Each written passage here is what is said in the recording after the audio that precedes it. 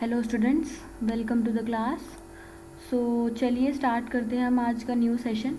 हमने last class में weight of an object on the moon to the weight of an object on the earth के बीच में relationship हम पढ़ चुके हैं। आज हम स्टार्ट करते हैं थ्रस्ट और प्रेशर। तो चलिए स्टार्ट करते हैं इस टॉपिक को। First of all, have you ever wondered why an camel can run in a desert easily? Why an army tank weighing more than 1,000 tons rests upon a continuous chain?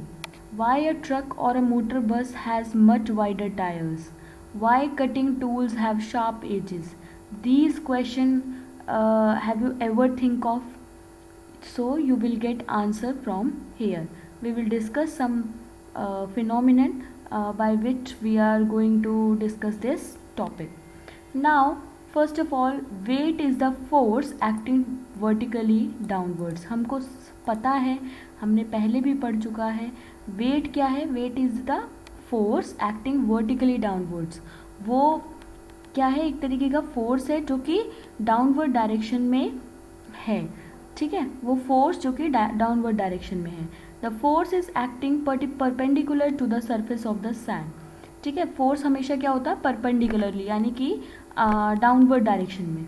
The force acting on an object particular to the surface is called as thrust. Very important, please ध्यान से देखिए। The force acting on an object perpendicular to the surface.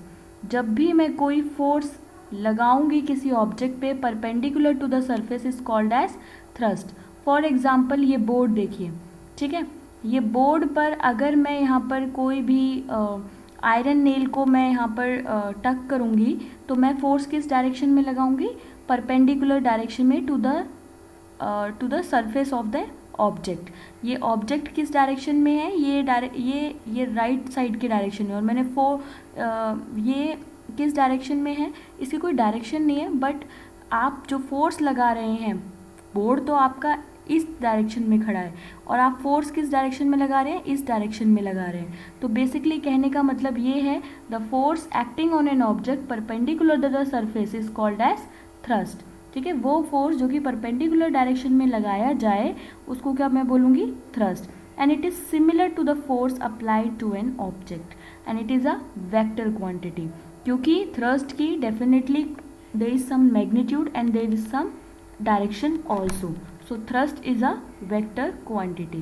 Now when you stand on a loose sand, the force, that is the weight of your body, is acting on an area equal to the area of your feet. And when you lie down, the same force act on an area equal to the contact area of your whole body, which is larger than area of your feet. The effect of the force of the same magnitude on different areas are different. So the thrust is same but effect are different. The effect of the thrust depend on the area. जैसा area होगा वैसा ही आपका thrust act करेगा किसी भी object पे। The effect of the thrust on sand is larger. किसी भी थ्रस्ट का सो द इफेक्ट, कोई भी इफेक्ट जो थ्रस्ट का होगा वो सैंड पर क्या होगा? हमेशा लार्जर होगा। Why standing in a upright direction then while lying. आप जब भी लेटे होंगे आप उस पर तो आपका थ्रस्ट कम होगा एज कम्पेयर टू जब आप स्टैंडिंग डायरेक्शन में होगे। ठीक है, क्यों? क्योंकि जब आपका क्या होगा? फोर्स जो है, जब आप सैंड क्या है? आपकी लाई डाउन है on the surface of earth. और बेसिकली आप जब खड़े हैं, आप स्टैंडिंग पोजीशन में हैं, तो आपका जो फोर्स लग रहा है वो कैसे लग रहा है? परपेंडिकुलर डायरेक्शन में लग रहा है। सो बेसिकली कहने का मतलब यही है कि जब आप परपेंडिकुलर डायरेक्शन में फोर्स लगाएंगे ऑब्जेक्ट टू द किसी भी ऑब्जेक्ट के, तो क्या होगा? हमेशा थ्रस्ट ज़्यादा होगा। बट अगर आप फोर्स सेम जहाँ पर, जैसे मान लीजिए आप सैंड की जो सरफेस है वो लाई डाउन है to the surface of the earth, same direction में, और आप उस पर लेट जाते हैं इन द सेम वे, तो बेसिकली क्या होगा? आपका फोर्स क्या होगा? हमेशा नील रहेगा। ठीक है, कोई फोर्स एक्ट ही नहीं करेगा। कहने का मतलब यही है जब परपेंडिकुलर डायरेक्शन में होगा फोर्स तो मैक्सिमम होगा, और उसको क्या मैं बोलूँगी, थ्रस्ट बोलूँगी। The thrust on an unit area is called as pressure. हमेशा ध्यान रखिएगा कि thrust on an unit area, किसी पर्टिकुलर एरिया में जब मैं थ्रस्ट अप्लाई करूँगी तो क्या होगा, वो प्रेशर कहलाएगा। थ्रस्ट एक्चुअली आप कह सकते हैं it's a kind of force in a perpendicular direction and the thrust on an area is called as pressure। ठीक है, जब भी मैं किसी एरिया में थ्रस्ट अप्लाई करूँगी तो मैं क्या कहूँगी, उसे प्रेशर कहूँगी। ठीक है, तो ऐसा यूनिट ऑफ प्रेशर क्या है, न्यूटन पर मीटर स्क्वायर, ये आप ध्यान रखिएगा। ठीक है, और आपको पता है ऐसा यूनिट ऑफ प्रेशर क्या होती है, पास्कल होती है। ये हमें पता है, ये हमें बताने की ज़रूरत नहीं है, हमने पहले भी पढ़ चुका है। ऐसा यूनिट ऑफ प्रेशर क्या है, पास्कल, है ना। और अगर हम नॉर्मल यूनिट निकालें तो फोर्स की यूनिट क्या होती है, न्यूटन होती है, और एरिया की यूनिट क्या होती है, मीटर स्क्वायर। तो प्रेशर की नॉर्मल यूनिट क्या होगी, न्यूटन पर मीटर स्क्वायर, और ऐसा यूनिट क्या होगी, पास्कल, क्योंकि पास्कल ये जो साइंटिस्ट था इसी ने ये डिराइव की थी इक्वेशन। ठीक है, तो चलिए एक क्वेश्चन डिस्कस कर लेते हैं। Block of would is kept on an table, the mass of the wood block is 5 kilogram. ठीक है, कोई वुडन ब्लॉक है जिसका मास कितना है, 5 किलोग्राम है, और डायमेंशन क्या है उसकी, 40 centimetre into 20 centimetre into 10 centimetre.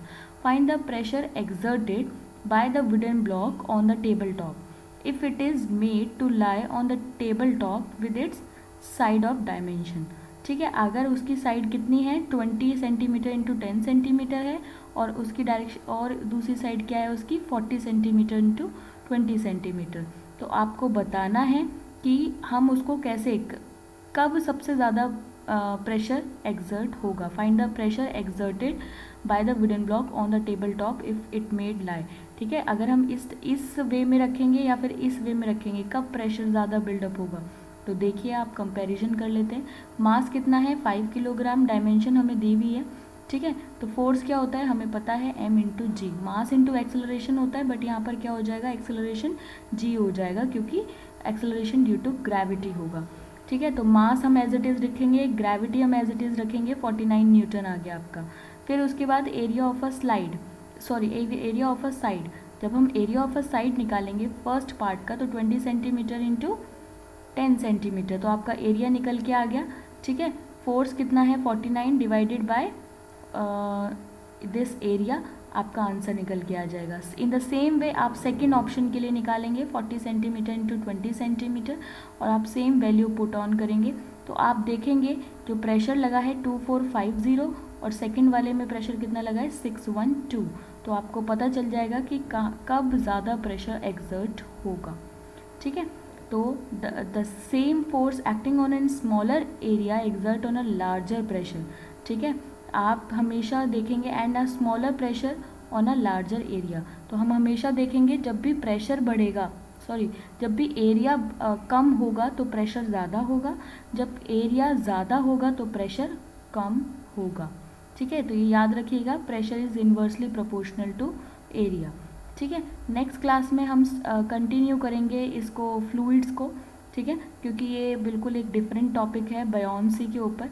ठीक है, तो हम इसे कंटिन्यू करेंगे। आप इस क्लास में आप डेफिनेटली इसको पढ़िए। प्रेशर के बारे में मैं आपको बता देती हूँ।